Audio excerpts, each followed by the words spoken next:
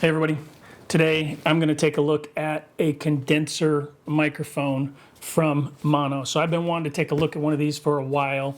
I have been considering spinning up a podcast. I got a buddy of mine and we're thinking about doing a podcast, and so I wanted to step up in microphone and see if I couldn't get something that was a little bit better than just the lapel mic that I'm wearing right now. Even though that would probably work fine, I just wanted something with a little bit richer sound. So let's dig into this thing. Let's go unbox it, and then we'll come back and I'll talk about the pieces. Let's unbox this thing. So first thing I noticed when I took it out of the Amazon box was that the packaging itself was actually in a nice box. Oftentimes they they don't spend a lot of energy into the packaging, and while that doesn't make a product, I liked the look of the box.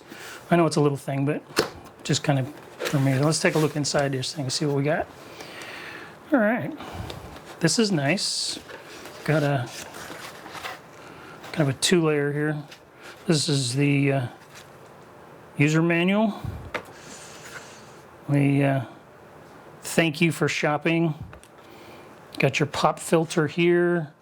I'll get into the pieces in a little bit. Foam for the microphone. You've got your shock mount here. It's actually metal. It's pretty sturdy. Strong, elastic. I like that. That's actually really nice right there. So far, this is turning out to be nice. This little, oh, check this out. Little cable management pieces right there. That's a nice little bonus. Your spring arm. This is just a regular old spring arm. There's nothing fancy there. And of course, your XLR cable should be right here. Yep. Male, female XLR cable right there. This is the swing arm mounting bracket. Got a little foam right there to protect the desk. Pretty standard stuff. I mean, that's just your basic swing arm. It's metal, not plastic, which is nice, so it should be able to, hold sturdy, because the microphone, which is right here, actually has a little heft to it. Really, I love the matte black. It's not overly shiny. Feels nice in the hand. The mounting piece right here is not plastic. This is all metal. It's actually really nice. All right. Well, that's the unboxing. Let's take a look now at getting this thing set up, and we'll go from there. All right. Now that we've taken a look at the unboxing, and I got to say, I liked the packaging. I think they did a great job with the packaging, and sometimes that's often overlooked, especially with startup companies or companies that don't have a lot of brand name recognition. They tend to not do a good job with the packaging, but these guys did a fantastic job with the packaging. I know it's a little thing, but hey, I like that. Now, the second thing is that this is a condenser microphone. And for those of you who are looking at maybe doing live streaming, or you're looking at doing Twitch streaming for a game or something along those lines, and you want a better microphone, and so you're looking at one of these things, and then you place the order, you get it in, and you realize, oh wow, this thing doesn't plug into my computer. And that's the nature of these condenser microphones, is that they require power. Now, these guys recommended that you pick up a newer power brick. I went in and got one, even though my recorder, which is right here, this is what I would normally record audio. And the nice thing about this is I can actually use it to provide the power, and then I can come straight out of this and go into my PC if I wanted to as well. But normally I just record onto this and then blend the two in the video later, even though right now I've got the lapel going straight into the camera, so that I don't have to mix later, and I could show you the recorder on the thing. Anyways, this provides 48 volts of power to the condenser microphone so that it is powered. It also has an output, which is an XLR, and it comes with the necessary XLR cables. I'm going to talk about that in just a second. And then from there, if you want to go into your PC, you are going to need an XLR to a TRS, or if you want to go into your cell phone, you're going to need an XLR to a TRRS adapter. And those are fairly common. You can find them on Amazon, but just know you're going to need that, because once you buy the power, it doesn't come with that. And the microphone itself kit doesn't come with that. So you're really going to need to buy at least 3 pieces in order to make that work plugged into your PC. Now you can avoid this altogether by getting a 2-channel or a 4-channel mixer that provides phantom power, and then you can plug the microphone into the mixer and the mixer into your PC through whatever streaming software that you're using. In my case, I tend to go into here. I bought the phantom power simply because while this does phantom power, it chews the batteries like crazy.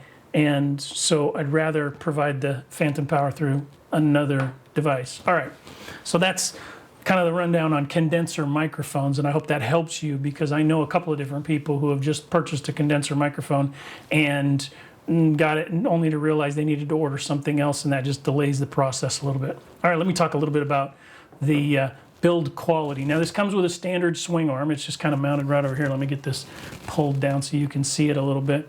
Comes with a standard swing arm. I was, it's nice. It's a nice matte black finish. It's a swing arm. I mean, if you've had some experience with swing arms, this is basically the same.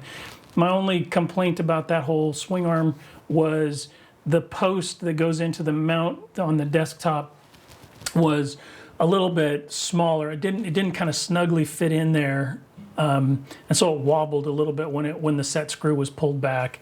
And that's a minor thing. I just wrapped it a couple of times with gaffer's tape and then put it in there, and that provided a little bit more stability. It's a minor thing, but it was just kind of a niggle for me. The other piece you see here is the shock mount. Now this microphone has a shock mount. There's 2 things I want to point out about this shock mount. Number 1 is its metal construction, and I liked that. This thing had a nice solid feel to it. It's very sturdy. It's got great, strong elastic in it. It doesn't feel cheap at all.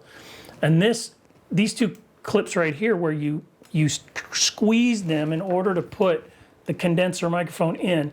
Now this thing squeezes really hard, and it holds that condenser microphone really, really tight. Let me get that out of the way so it's not in the face. It holds that thing really, really tight.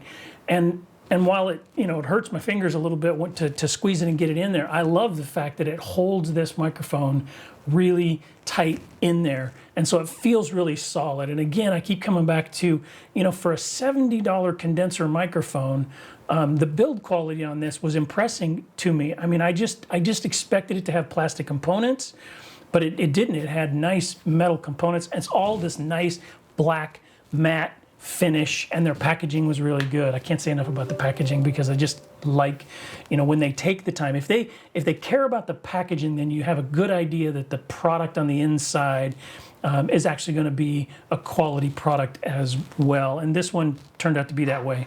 Even the cable, right? So an XLR cable comes with it. Remember, this one goes into the base of the microphone, and then it has to go into something that provides power.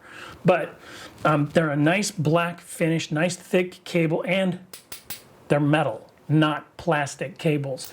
I appreciate that.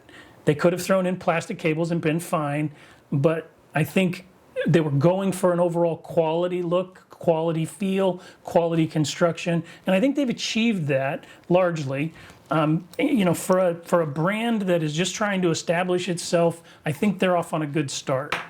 The pop filter, and this comes with 2 pop filters. You get a foam screen that you can just simply slide over the top of the condenser, and that provides the pop filter for you. Or you can mount this pop filter over on the swing arm. It's got a nice articulating arm here, and it's very stiff. And once you position it where you want it, it stays there. And you can hold it out here, and you have to move quite a bit in order to get it to go down. And you're not going to be using that kind of dramatic movement. This mount right here is plastic, but it's not thin, cheap, flexible plastic. It's very rigid, very sturdy, and it's a double layer of material in here. So you can put their little brand on it. They got a double layer of material in here. All that being said, how's the sound quality? Now, disclaimer here, I'm not a sound engineer. I didn't throw it on any technical, scientific equipment. I simply used my ears to determine whether or not I felt like the sound quality that I was getting out of this microphone was a good, rich sounding quality sound. And I did. It didn't disappoint me. I didn't have any complaints with the sound quality that I got out of it. The pop filters worked fine.